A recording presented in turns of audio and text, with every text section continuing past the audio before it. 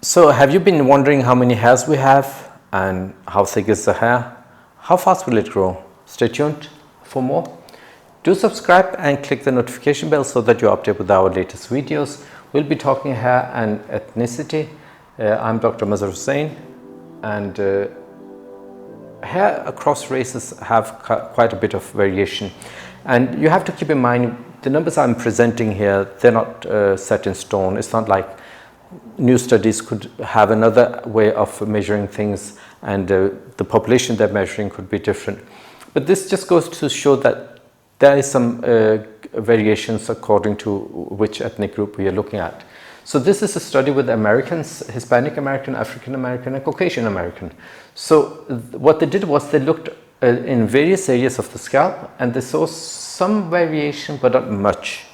Within the Hispanic group, whether it was the frontal scalp, the vertex, or the occipital scalp, it was more or less the same density, around 170 to 180 hairs per square centimeters.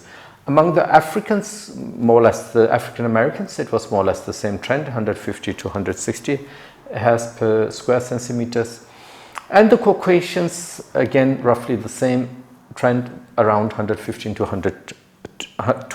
to 230 hairs per square centimeters. But if you look across the ethnic groups, African American versus Caucasian American, we have nearly 50% difference in density. So the African American has 2/3 of the density that the Caucasian Americans have, or you could say the Caucasian American, they have 1.5 times the density that the African Americans have. That's quite a bit of a difference. But because African hair is often very curly, it can actually give more of a fullness impact despite being fewer hairs per square centimeters.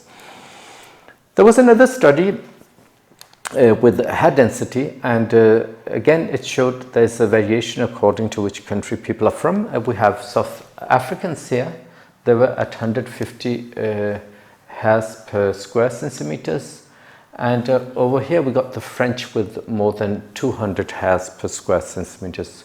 So there's quite of a difference, nearly 50% between these two groups again. And we have the other groups. We have the Koreans, Western African, we have the Caucasian American. So there's a variation all through the countries.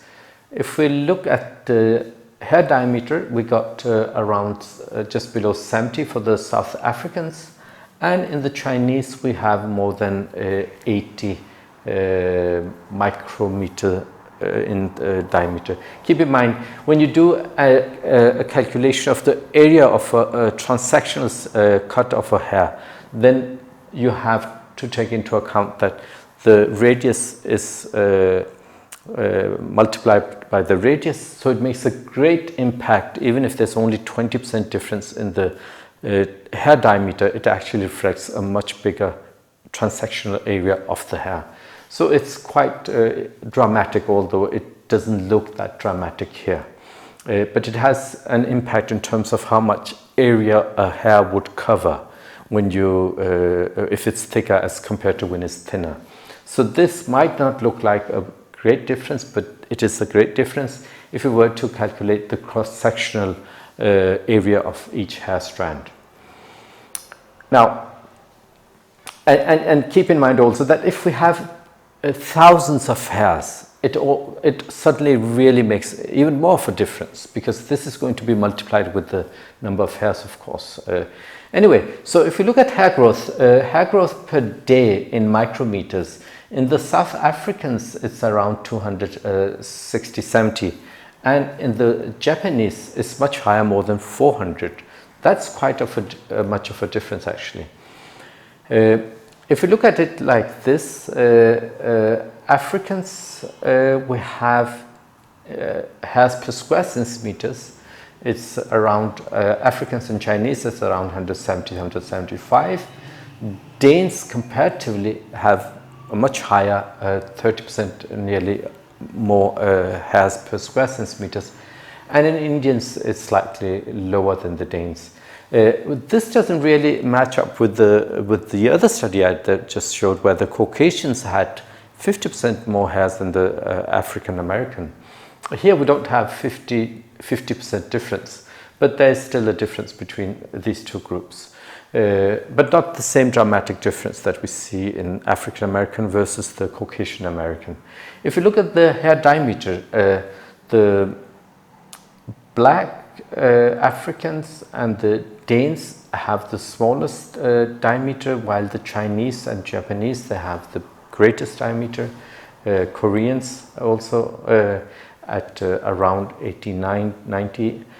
Growth per day, there's a dramatic difference between the black and the Chinese hair. We have nearly 33% more growth per day in the Chinese population as compared to the black population. The same goes for the Indians and the Danes. So Africans tend to have much less growth rate than the other ethnic groups. I've just taken out a few of them just to get an insight into the differences. So they also looked into environmental factors, studying Indians living in France and in South Africa compared to the Indians living in Mumbai.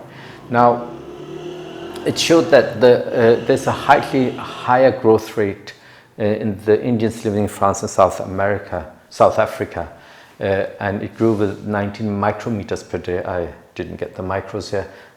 It grew with 19 micrometers more per day as compared to the Indians living in Mumbai. Now, there can be so many things that are at play here. It could be that the population actually, although we are comparing Indians living in France and South Africa to the Indians living in Mumbai, it could be the Indians that live in France and South Africa, they're from other parts of India, and they're not totally the same kind of, they're not comparable to the Mumbai population. It could also be another, say, if I believe they studied people up to 35 years of age, if I'm not wrong. But whatever the age bracket was, say if it is 35, maybe environmental factors would start having an impact after 20 years, 35 years, 40 years. So it could be if we study people that are 65 years old, we might see, and we may not see, but we might see a further difference between Indians living in France and South Africa as compared to Indians in Mumbai. What I'm trying to say, these are studies that they're just kind of giving us something to think about, but they're not something we can conclude anything very drastically about. It gives us an idea, maybe it's something we should look into, but to actually be able to say that environmental factors do have an impact, this study will not be sufficient for that purpose. So if we look at Chinese living in Paris as compared to Chinese living in mainland China, then they have higher density in Paris. The Chinese living in Paris have a higher density with 14 hairs per square centimeters as compared to Chinese living in mainland China. Now again, China is a huge country with more than 1 billion people. It's a huge area. Now what is mainland China? The people living in Paris, are they actually comparable to the mainland China population, or are they not? Are they, most people that live in Paris coming from China, are they from a specific region because maybe they wanted to get out of there, the economy is not so good? Or why are they living in France, and which part of China are they from? Are they actually comparable to the groups that they have studied? There are so many things that we need to take into account. A country like China or India, they're huge countries. It's very hard to actually conclude something very firmly and say that this is an environmental impact. It could be, and it can awaken our curiosity. It can be very interesting to study this further, but we can't really for sure say that this is something that would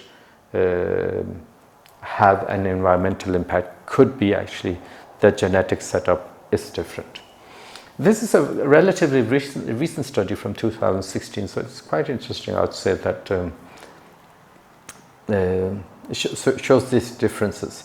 So as we see it, what we can conclude is the density seems to really vary from ethnic group to ethnic group, and some differences also in the diameter and the growth rate, and we don't really know fully how much of that is genetic. Probably most of that is genetic, and some of it is environmental, but again, we don't really know. Well, that's all for now. I'm Dr. Mazhar Hussain. Do remember to subscribe and do click the notification bell so that you're updated with our videos. Thank you for now.